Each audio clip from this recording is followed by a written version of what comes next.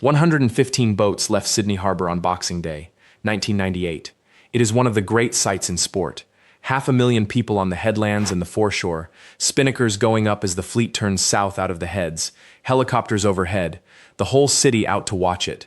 The Sydney to Hobart has been run since 1945. 628 nautical miles down the east coast of Australia and across the Bass Strait to Tasmania. 44 boats finished. 5 sank. 55 sailors were taken off their yachts, most of them lifted by helicopter, in what remains the largest peacetime search and rescue operation in Australian history. And 6 men did not come home.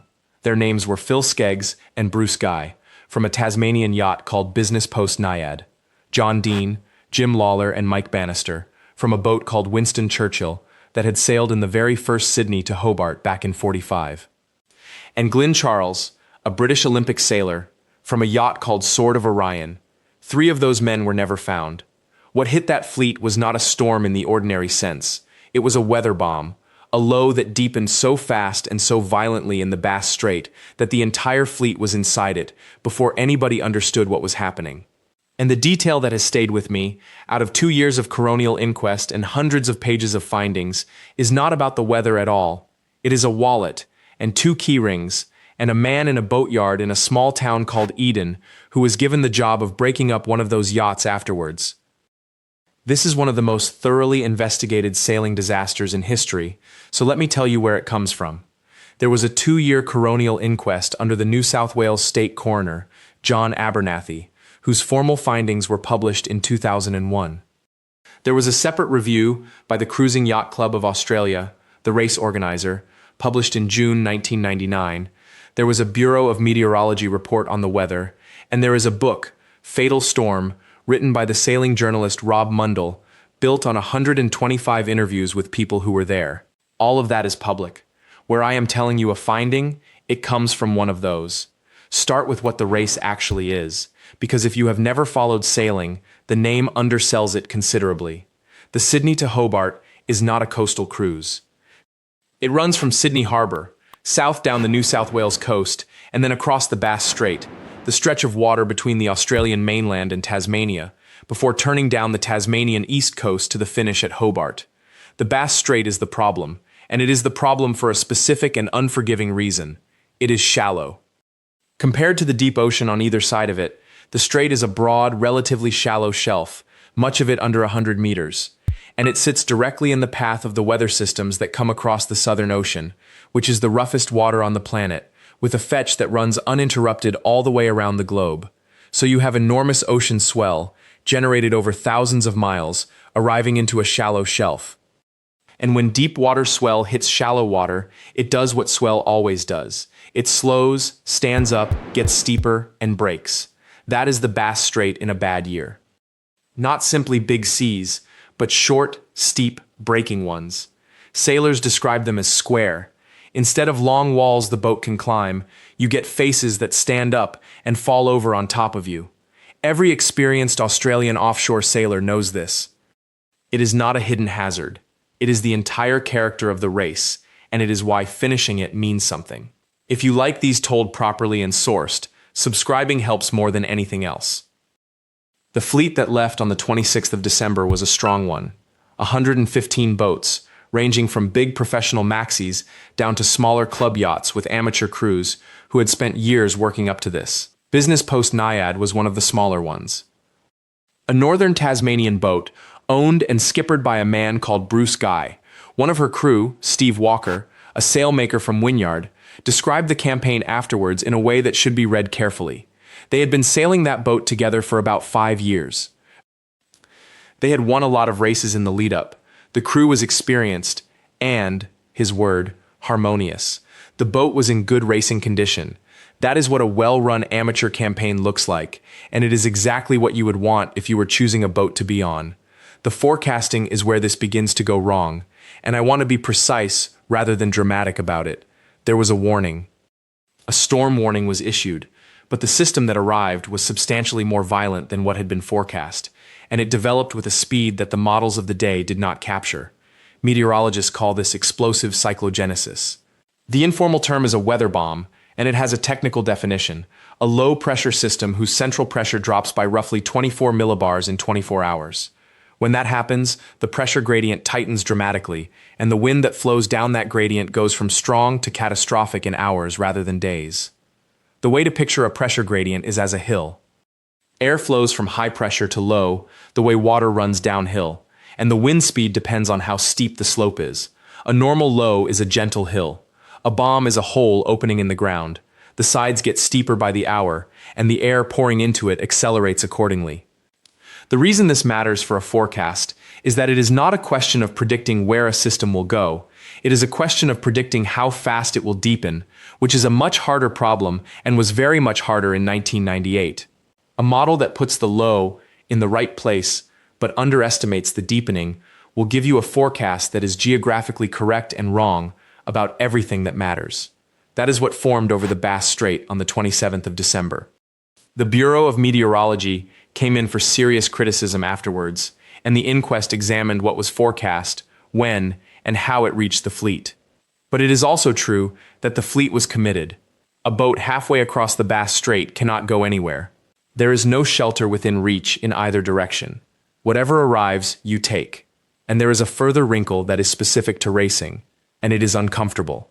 A cruising boat that sees a forecast it does not like waits. It sits in harbor for 3 days and goes when the weather is right. That option is the single greatest safety feature available to anybody who sails. A race does not have it. The start is on Boxing Day. It is on Boxing Day whatever the chart looks like, because 115 crews have taken time off work and flown in from around the world, and the event is a national fixture with television coverage. The pressure to go is enormous, and it is structural, and it applies to the race committee as much as to the sailors. That is not an accusation against anybody in 1998. It is a permanent feature of scheduled offshore racing, and it is why the safety regime around these events has to be as strong as it is, because the one lever that keeps cruising sailors alive, which is simply not going, has been removed. By the afternoon of the 27th, the fleet was in it, winds gusting past 70 knots, seas that survivors and rescue crews described as mountainous, and boats being rolled right over. 70 knots is worth converting, because the number does not land. It is around 80 miles an hour. It is hurricane force. It is wind you cannot stand up in, cannot look into, and cannot make yourself heard over. A crew on deck in that is communicating by hand signals and by grabbing each other.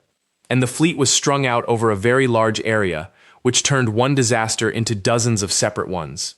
That is a thing about ocean racing that people do not picture. 115 boats do not travel as a group.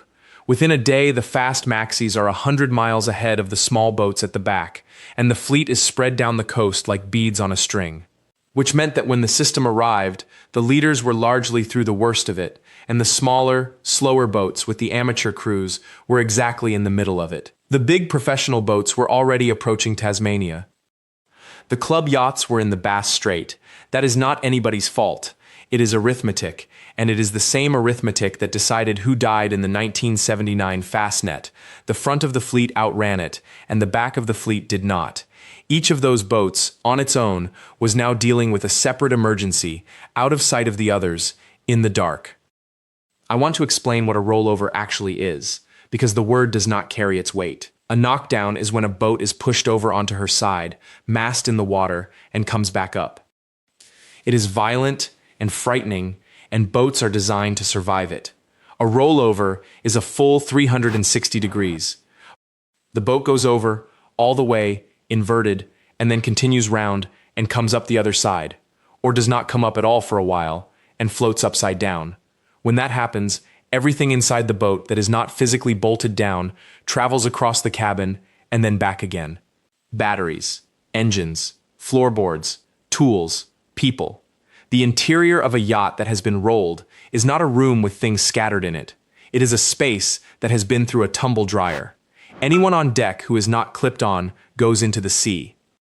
Anyone who is clipped on is now underwater, attached to a boat that is upside down above them, and has to hold their breath and hope the boat comes back. 3 boats in this race account for the 6 deaths, and each of them is a different kind of awful. The first was Sword of Orion.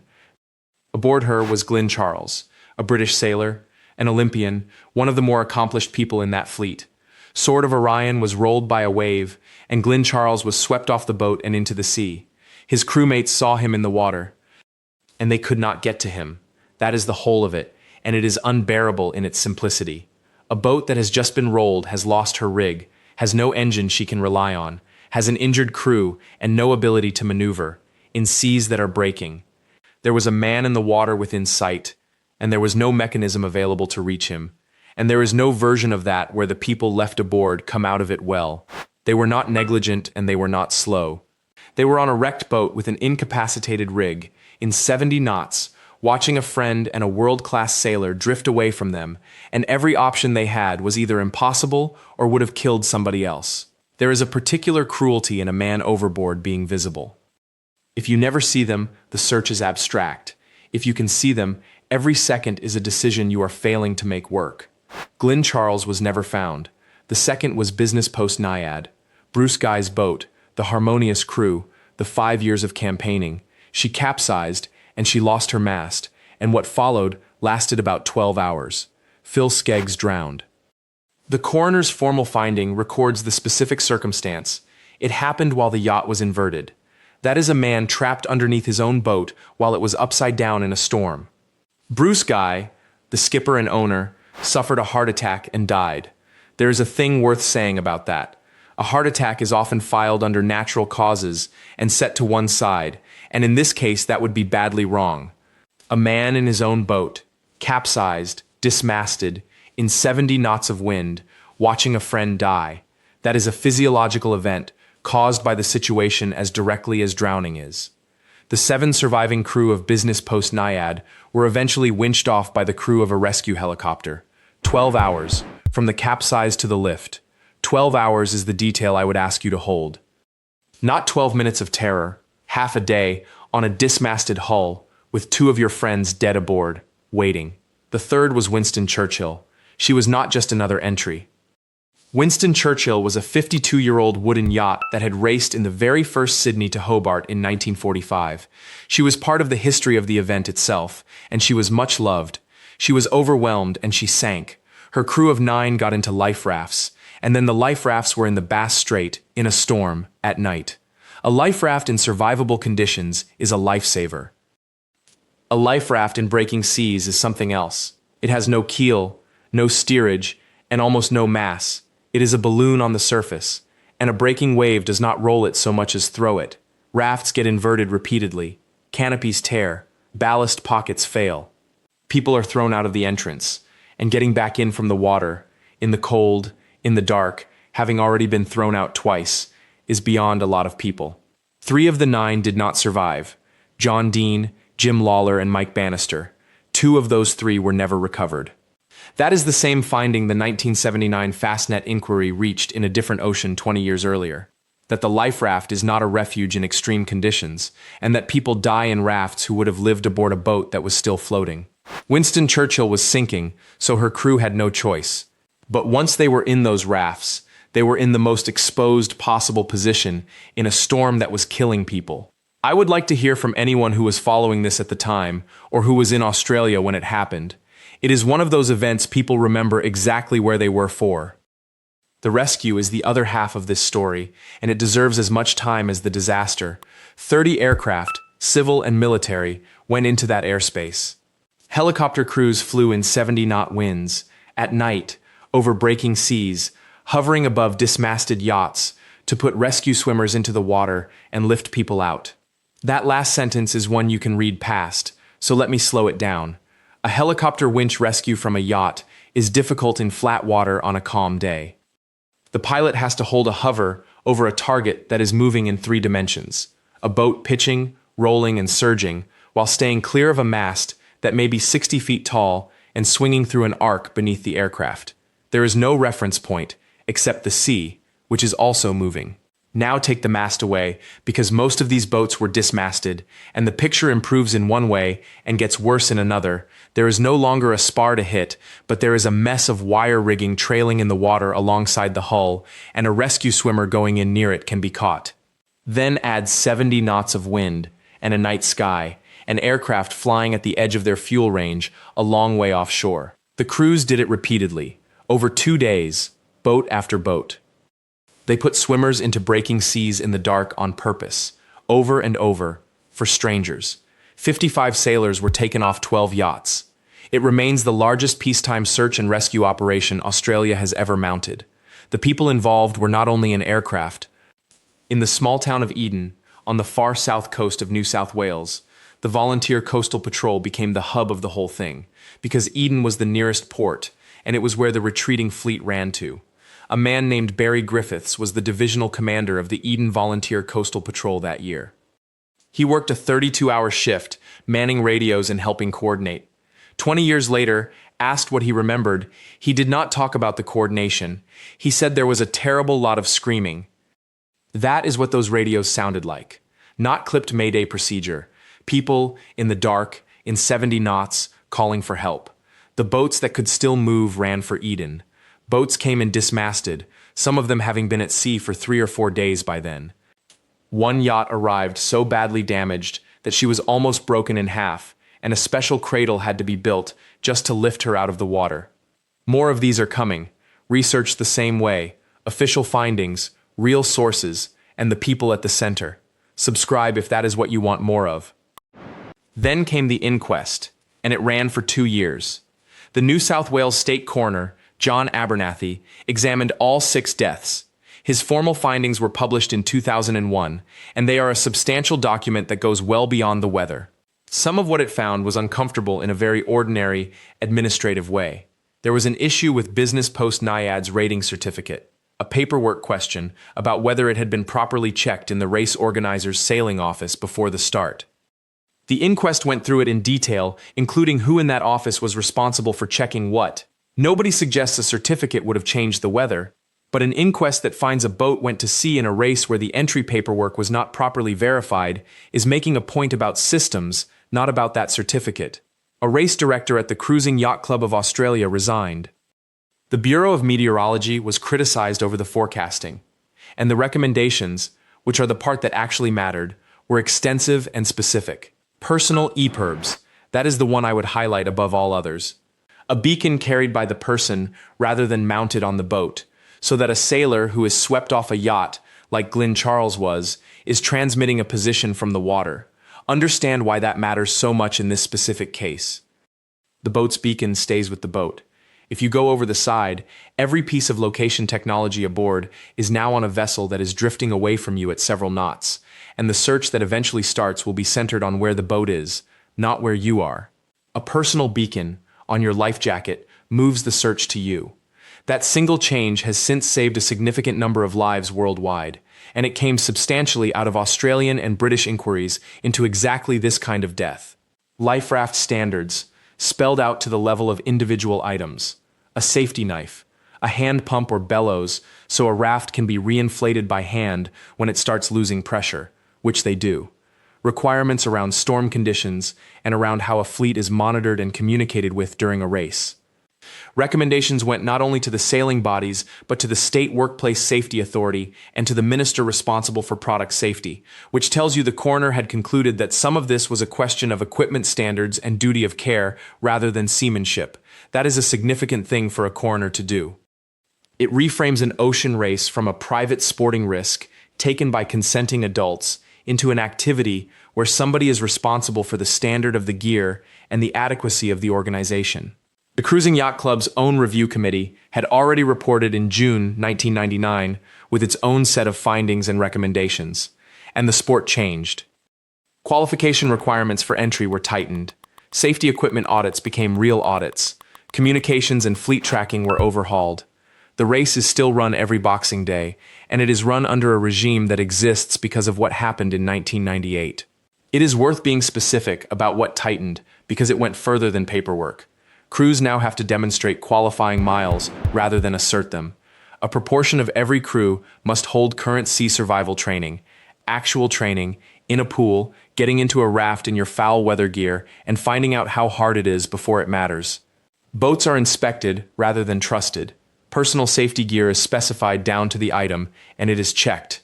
None of that is glamorous, and all of it is the reason the race went 26 years without another fatality. 26 years, and then in 2024, Two more sailors died on the same race, both in separate incidents on separate boats, struck by equipment on deck. Nick Smith, 65, hit by the main sheet and thrown across the boat. Roy Quaden, 55, struck by a boom. Which tells you something honest about safety work. The 1998 reforms were aimed squarely at the thing that killed people in 1998. Storms, rafts, position reporting, rescue coordination, and against that specific threat they worked completely. What they could not do was make a boom way less. The total cost, boats lost and damaged, plus the rescue operation, was estimated at around $30 million. That is the number that gets quoted. It is also the least interesting number in this story. There is one more thing about this event that I think explains why it lodged in Australia's memory in a way that most sailing accidents do not. It happened at Christmas, in public, in front of everybody. The Sydney to Hobart starts on Boxing Day. It is a national fixture. Families watch the start on television the way they watch a cup final. In 1998, hundreds of thousands of people waved that fleet out of the heads on a bright summer afternoon, and then over the following 48 hours, watched the same event turn into a rescue operation with a body count, live, over the holiday. And the men who died were not celebrities. Glyn Charles was an Olympian, but the rest were ordinary sailors. A boat owner from northern Tasmania. A crew who had been racing together for 5 years. Men on a historic wooden yacht doing the race their father's generation had started. Which brings me back to Eden. After it was all over, the insurers wrote off Business Post Naiad. She could not be sold. So somebody had to break her up, and that job fell to Barry Griffiths, the same man who had worked the 32-hour radio shift while she was capsized out there.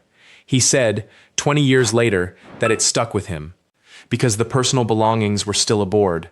Everything the crew had taken with them for a Boxing Day yacht race was still in that hull. Clothes, bags, the ordinary contents of a boat that 8 or 9 men had been living on. He found Bruce Guy's wallet with a lot of money in it. He made sure it got to Guy's wife, and he found something else. Phil Skeggs, the man who drowned underneath the inverted hull, had bought 2 key rings. They had his children's names on them. He had bought them somewhere along the way anybody does when they are away from home and they see something small with their kids' names on it and think, they will like that. Barry Griffiths sent them to Tasmania, to Phil Skeggs' family. That is the whole of it, really. A man on a boat he had helped campaign for 5 years, with an experienced and harmonious crew, in the biggest race of the Australian sailing year, carrying 2 key rings home for his children. 115 boats went out of Sydney Harbour on Boxing Day, and 44 of them reached Hobart. Phil Skeggs, Bruce Guy, John Dean, Jim Lawler, Mike Bannister, Glyn Charles. 3 of them are still in the Bass Strait.